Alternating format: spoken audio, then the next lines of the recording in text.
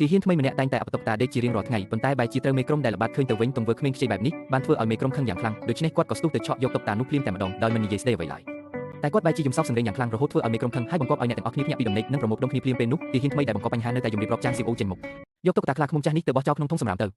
ប៉ុន្តែតុកតានេះគឺជាវត្ថុដែលម្ដាយរបស់ស៊ីអូទុកឲ្យគាត់ដូច្នេះគាត់មិនហ៊ានបោះវាចូលក្នុងធុងសម្រាមឡើយតែទង្វើបែបខ្ជូតរបស់គាត់បែរជាធ្វើឲ្យមេក្រុមគិតថាគាត់ឈួតទៅវិញដូច្នេះគាត់ក៏ដណ្ដើមយកតុកតានោះដោយបង្ខំហើយឲ្យអ្នកផ្សេងទៀតបោះវាចូលក្នុងធុងសម្រាមបន្ទាប់មកមេក្រុមបានដាក់បទបញ្ជាយ៉ាងតឹងរ៉ឹងចំពោះទាហានថ្មីទាំងអស់ថាក្នុងនាមជាទាហានអាចហូរឈាមហូរញើសបានតែមិនអាចស្រក់ទឹកភ្នែកដូចស៊ីអូបានឡើយទោះជាយ៉ាងណាតុកតានេះមានសារៈសំខាន់ណាស់សម្រាប់ស៊ីអូគាត់បានទៅបន្ទប់ទឹកតែម្នាក់ឯងដោយយំស្រែករំសាយនៅទុក្ខសោកក្នុងចិត្តតាមពិតស៊ីអូបានបាត់បង់ឪពុកតាំងពីក្មេងហើយរស់នៅពឹងផ្អែកលើម្ដាយតែម្នាក់គត់ហើយម្ដាយក៏បានស្រឡាញ់ថ្នាក់ក្នុងស៊ីអូខ្លាំងតាំងពីតូចដោយឲ្យគាត់រស់នៅក្នុងជីវិតដ៏មានក្តីសុខដែលមានអ្នករៀបចំគ្រប់យ៉ាងឲ្យធ្វើឲ្យគាត់គ្មានសមត្ថភាពគ្រប់គ្រងជីវិតខ្លួនឯងបានឡើយសូម្បីតែបាយត្រជាក់ក៏គាត់មិនដឹងថាត្រូវធ្វើដូចម្តេចដែរប៉ុន្តែទោះជាយ៉ាងនេះក្តីម្ដាយរបស់គាត់នៅតែមិនខឹងឡើយដោយអូសបន្លាយខ្លួនប្រាណដែលហត់នឿយពេញមួយថ្ងៃចូលទៅក្នុងផ្ទះបាយដើម្បីរៀបចំម្ហូបអាហារតែមិនដឹងយ៉ាងម៉េចម្ដាយរបស់គាត់ក៏ស្រាប់តែដួលសន្លប់បាត់ស្មារតីទៅពេលបញ្ជូនទៅមន្ទីរពេទ្យក៏ពិនិត្យឃើញថាមានជំងឺមហារីកថ្លឹមដំណាក់កាលចុងក្រោយនេះធ្វើឲ្យម្ដាយគាត់បារម្ភយ៉ាងខ្លាំងពីជីវិតរបស់ស៊ីអូនៅពេលខាងមុខគាត់ក៏សម្រេចចិត្តបញ្ជូនស៊ីអូទៅវឹកហាត់នៅក្នុងអង្គភាពយោធាដូច្នេះម្ដាយក៏ធ្វើពុតជាទៅធ្វើការនៅអាហ្វ្រិកពីរបីឆ្នាំដើម្បីបោកបញ្ឆោតស៊ីអូឲ្យទៅចូលបម្រើកងទ័ពដូច្នេះសម្រាប់ស៊ីអូដែលទុនជ្រីតុកតាខ្លាឃ្មុំនេះគឺជាវត្ថុដែលផ្ទុកនៅក្តីនឹកគេងរបស់គាត់ចំពោះម្ដាយបន្ទាប់ពីយំអស់មួយយប់ស៊ីអូត្រូវបានមិត្តរួមអាវុធអូសចេញទៅវឹកហាត់ហើយលទ្ធផលគឺការរត់3គីឡូម៉ែត្រជាម្ហូបចាប់ផ្ដើមស៊ីអូកាលពីមុនគឺជាក្មេងប្រុសអ្នកមានដែលចូលចិត្តលេងហ្គេមការរត់3គីឡូម៉ែត្រនេះស្ទើរតែឆក់យកជីវិតរបស់គាត់ទៅហើយ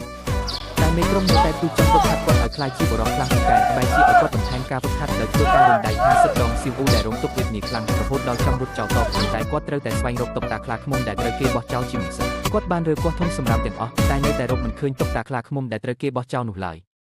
ដោយអស់សង្ឃឹមជាវូបានសរសេរសម្បត្តិទៅម្ដាយរបស់គាត់ភ្លាមដោយមានគម្រោងសុំច្បាប់ទៅខាងអ៊ីនធឺណិតមួយដើម្បីឲ្យគាត់អាចជែកជាវីដេអូជាមួយម្ដាយរបស់គាត់នៅក្នុងទីទោះជាយ៉ាងណាក៏ដោយស៊ីវូដែលមានសង្ឃឹមខ្ពស់មិនបានដឹងថាម្ដាយរបស់នាងកំពុងទទួលការព្យាបាលដោយវិទ្យុសកម្មនៅមន្ទីរពេទ្យនោះទេបន្ទាប់មកស៊ីវូបានសុំឲ្យអ្នកគ្រប់គ្រងថ្នាក់របស់នាងឈប់សម្រាករីកាតើខ្ញុំអាចចេញទៅក្រៅបានទេខ្ញុំបានប្រកាសរឿងនេះនៅថ្ងៃដំបូងដែល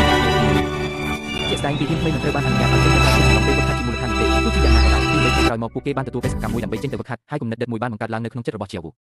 ឆ្លៀតពេលសមិទ្ធមិនប្រយ័ត្នគាត់ក៏យកលេសទៅបន្ទប់ទឹកដើម្បីរត់ទៅតែពេលទៅចូលអំពីវគ្គរបស់គាត់ស៊ីឡាក៏ម្ដងពេ